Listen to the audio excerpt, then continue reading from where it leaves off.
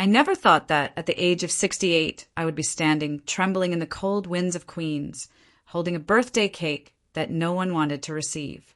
A locked door, an unusual silence, and a seemingly harmless lie had opened up a heartbreaking truth. My family, the people I love the most, were the very ones quietly pushing me out of their lives. If Anita Mara's story has touched your heart, please leave a comment below. Every share and every word of encouragement from you is a source of strength for me to continue telling these real-life, inspiring journeys. Please subscribe to the channel so you don't miss the upcoming stories. My hands tightened around the box of cake, printed with superhero designs, which I had ordered from Brooklyn, while the February wind cut through my coat like icy knives. Today was my grandson Arian's 5th birthday. Just a week ago, Rohan and I had discussed in detail that I would come over, bringing the cake and presents, so that we could have a simple little celebration with his family. Rohan had smiled then and said, "Mom, you are always so thoughtful." But now, standing at his doorstep, each press of the doorbell met only with heavy silence. I began to feel that something was wrong. I tried calling, once, twice, then 12 times. Priya, my daughter-in-law, had her phone switched off completely. As for Rohan, after more than half an hour, he finally answered, but his voice was so cold and distant that it left me frozen. "Mom, I told you I'm out on a work trip. Please don't call again. I'm busy." I stiffened, the cold phone in my hand. I tried to suppress the growing unease inside me and softly asked, "Then what about Priya and Arian? Where are they? Why isn't anyone answering me?" There was a suffocating pause before Rohan replied, his voice indifferent. "Maybe they're busy. You don't need to be present at every event. A birthday is just a birthday." Each word fell like a sharp scissor, cutting deep into my heart. I stood there a few more minutes, clinging to the faint hope that perhaps someone would open the door, or at least a kind explanation would come. But the street remained eerily quiet, with only the howling wind and my overwhelming shame surrounding me. The cake in my hand, the small gift I had hoped would bring joy to my grandson, had now become evidence of my no longer being welcome. And deep inside me, a question kept echoing, impossible to silence. Why? Why would the very family I loved treat me like a burden? I stood for a few more minutes before the tightly shut door, the last fragile hope dissolving with each gust of biting cold wind. My fingers trembled as I pulled the scarf higher, not just to shield against the chill, but to hide the hollowness rising in my chest. I knew I could not just stand here like a lost soul forever. After much hesitation, I pulled out my phone once again. This time, I called Carol, the neighbor living at the end of the street, also an old friend from the early days when Rohan had first moved into this area. After just 2 rings, Carol's familiar voice came through, warm yet tinged with a hint of surprise upon hearing my name. "Anita? What is the matter?" I tried to keep my voice as calm as possible. "Did you hear if there is any event at the kindergarten today? Today is Arian's birthday, but I have not been able to reach anyone." There was a short pause on the other end, as if Carol was considering how to answer. Then she lowered her voice, almost whispering. "Anita, I do not know how to say this gently, but this afternoon I saw Rohan picking up Arian from school. Alone." The cold wind felt as if it pierced straight into my heart. All the sounds around me faded away, and only those words echoed in my mind, one by one. Rohan had been there. Rohan had picked up Arian. And yet, he had told me he was away on business? He had coldly told me not to call anymore, while just a few blocks away he was carrying my grandson, walking out of the kindergarten? I stood frozen, feeling as though a thin shell around my heart had shattered silently. The cake in my hand was no longer a gift, but now a foolish testimony to my discarded goodwill. Carol's gentle voice still came from the other side, as if she could read my thoughts. "Anita, I am sorry. I think maybe they want more distance." "Distance?" I gave a soft laugh, but it was only a dry, hollow sound that escaped my throat. So, what I once believed was family love had now become a burden they wished to avoid. I thanked Carol with a trembling voice and hung up. My legs finally agreed to move, stepping slowly along the freezing pavement. Not because I knew where to go, but because if I stayed another second, I would collapse under the unbearable humiliation. And for the first time in my life, amidst the city I once called home, I felt like a stranger. The wind blew against my face as I trudged back to my tiny apartment. The birthday cake grew cold in my hands, each heavy step dragging along the weight of disappointment I had not yet fully dared to confront. When I reached home, I did not turn on the lights immediately.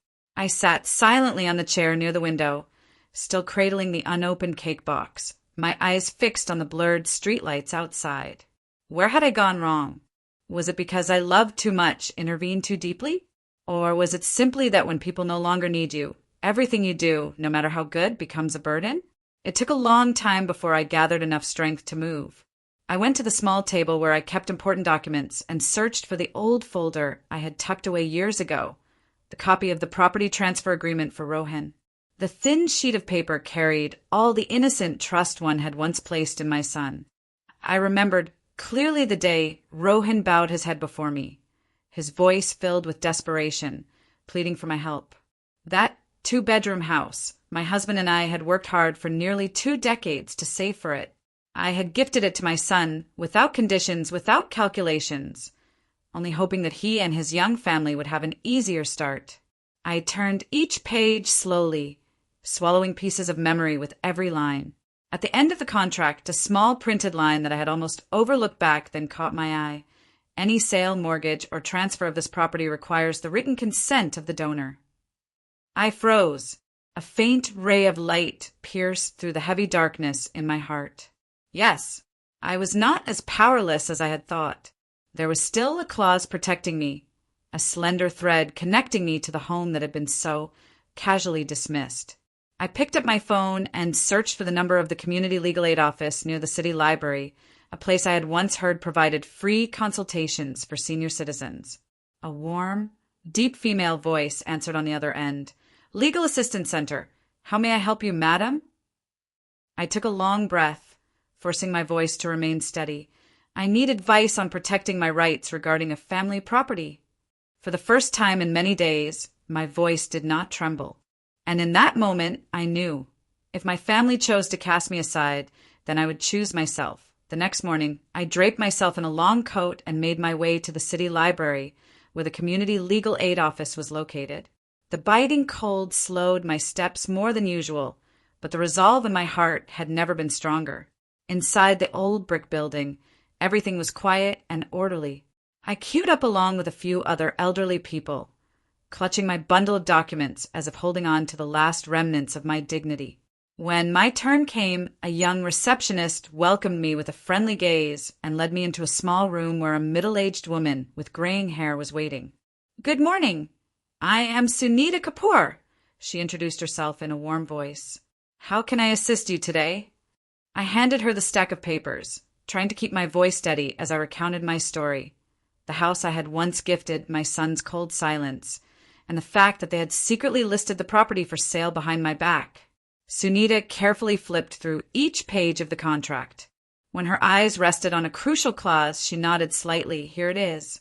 You still hold control. They cannot sell the property without your written consent.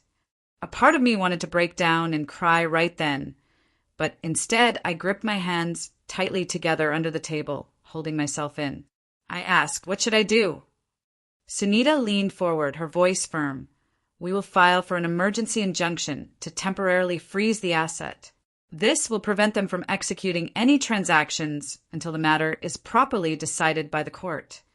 I hesitated. A part of me, though hurt, was still afraid that if I did this, my relationship with Rohan would be completely destroyed.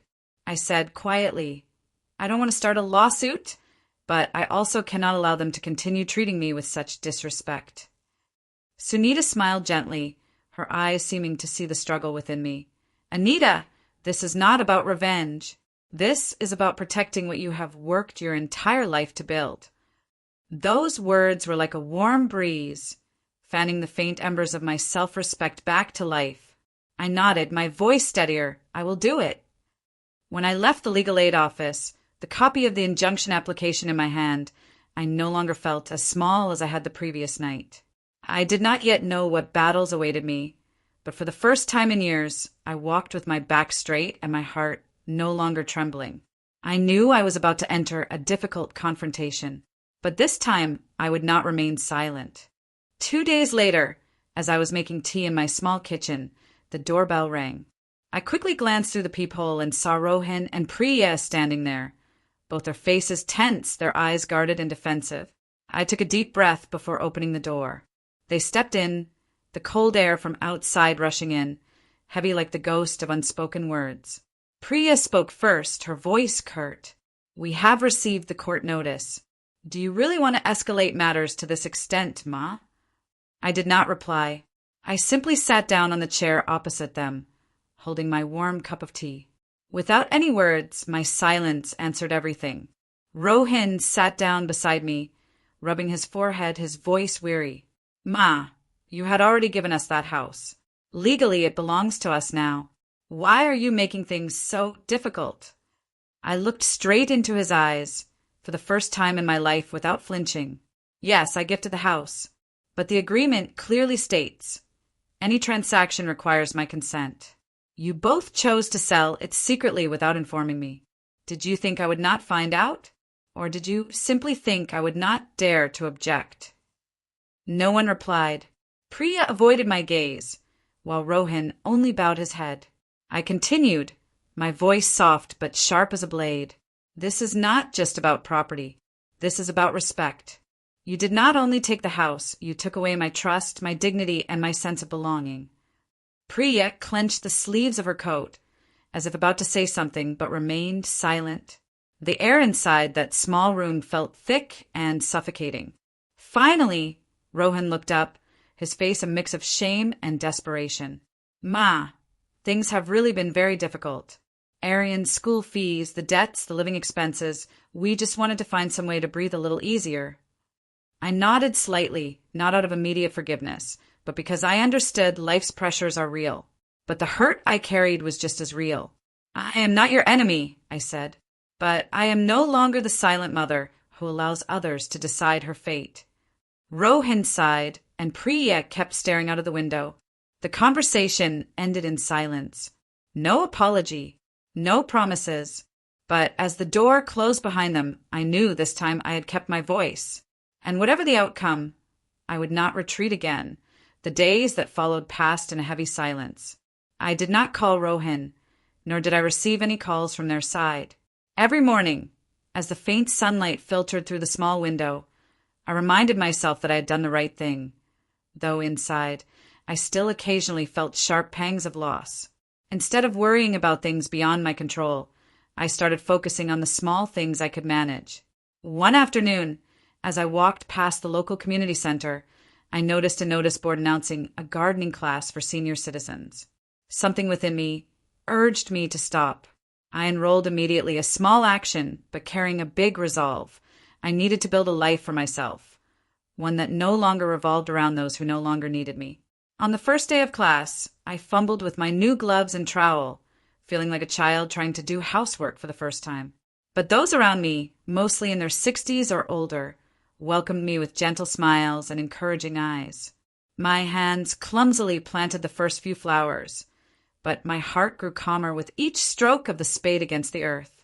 Every week, I learned to recognize different kinds of flowers and plants, to nurture each tender sprout. I began to understand that, just like the trees, life too needed time, sunlight, and the willingness to shed dead branches in order to grow stronger and healthier. Meanwhile, the case I had filed was still under process. Sunita Kapoor, the kind lawyer who had helped me from the beginning, regularly called to update me. Through her, I learned that the freeze order on the property remained in effect, and all attempts by Rohan and Priya to sell the house were temporarily blocked. One evening after gardening class, as I wiped my hands on my corda, my phone buzzed. A message from the bank. Credit transaction received. $5,000. Note, compensation from Rohan Mehra. I stood still amidst the yet-to-bloom marigold beds. The amount was not much compared to the value of the house, but it was not merely about money.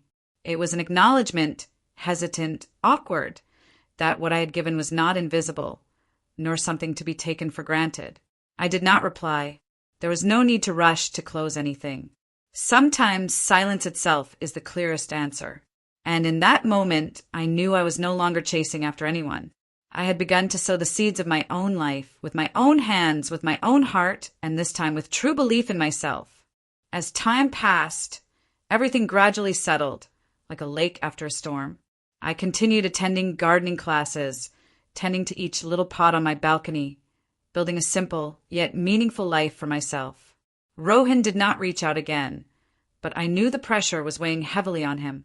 News from Sunita confirmed that the preliminary hearing was about to be scheduled. Rohan's lawyer had proposed a mediation before things escalated further. One afternoon, I received a call from Sunita. "They have proposed a settlement," she informed me. "They are willing to officially abandon the idea of selling the house and recognize your authority over all future transactions.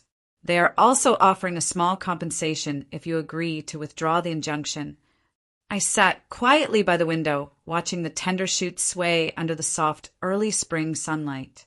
I knew I could choose to end this battle right now, but deep within, I did not only seek a financial resolution. I needed respect, not expressed in money, but in action. After a while, I replied softly, "I am willing to listen, but I will not rush."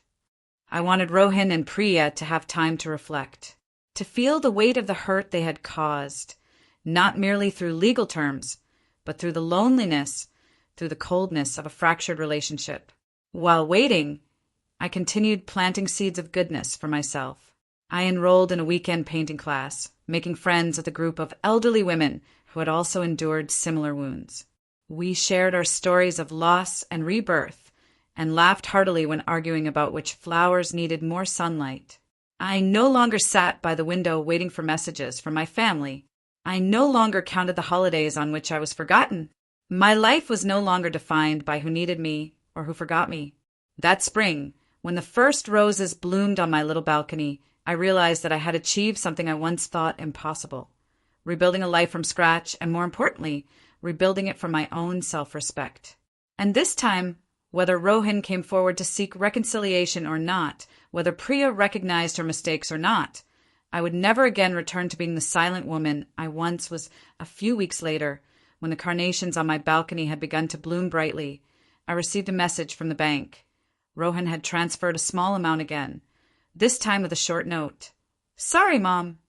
I sat still for a long while, staring at my phone screen. It was not about the money, it was because, at last, an acknowledgement had come. No drama, no noise.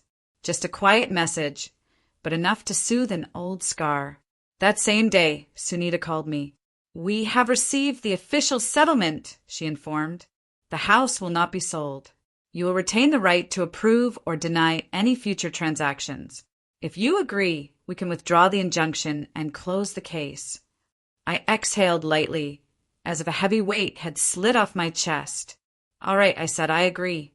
But please ensure that every term is clearly recorded in writing." Sunita chuckled softly, her voice more relaxed than ever.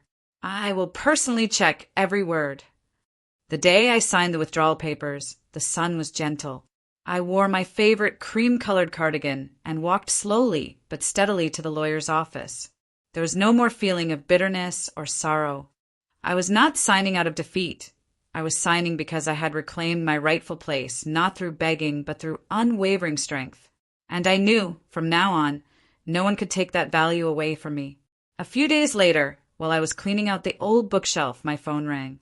It was a video call. On the screen appeared the round, beaming face of Aryan, my little grandson. "Nana!"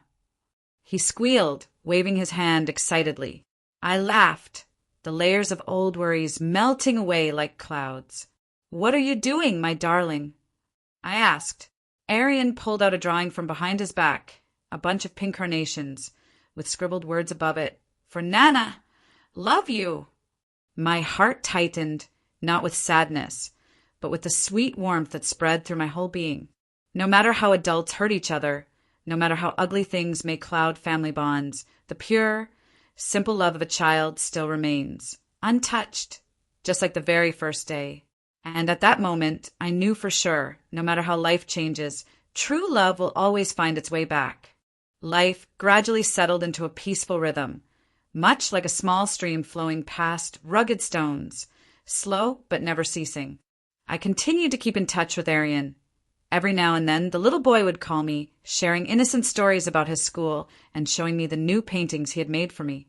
Arian's innocence was the most precious thing I had managed to hold onto through all the storms that had passed.